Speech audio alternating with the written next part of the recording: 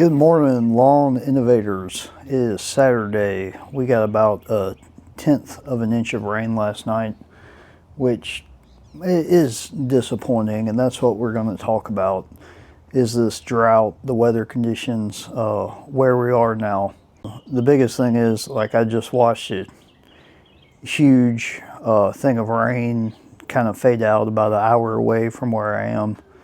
It's just pretty disappointing. I mean, the challenge yard that I've been working on, that I've been covering, has been struggling due to the dryness. Like I've told y'all, I don't get to control the inputs and outputs of that. I only stop and visit about twice a month to do updates, take care of it, things like that.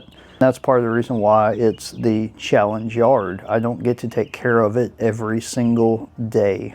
And so when I checked on that a few days ago, it was just extra crispy. So that's disappointing, especially when you're trying to get Bermuda grass to spread and it needs water and the grass needs fertilizer. But obviously if you put fertilizer down when it's crispy, nothing's gonna happen. It's just a waste of time and product. And while we're very thankful for the 1/10 of an inch of rain last night, it's definitely very disappointing.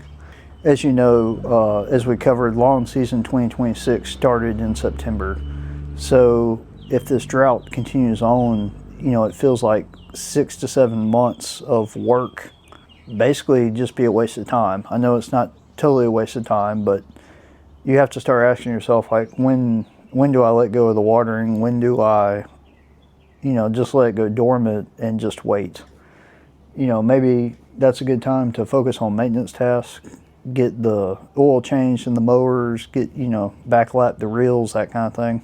To echo another YouTuber who posted a video the other day, Mr. Ferguson in North Carolina, this sucks, because we've worked so hard, and, it's April, May, and we should be in like the peak of the growing season when we can push our grass and really get it looking good and make some major differences before the heat sets in, and we're in this drought and it sucks.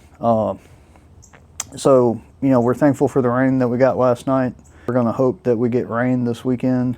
We hope the rest of the southeast gets some rain as well. Hopefully we'll make up for the drought that we're in. If you look at the rainfall totals for this last month, basically we're about like 1 or 2% for where we like normally would be.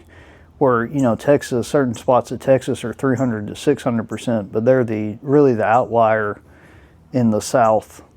So let's just hope for, Sunday and Monday that we get a little more rain, and maybe we can turn this thing around and we can stay green. If not, we'll have to start talking about drought and dormant strategies and what to do.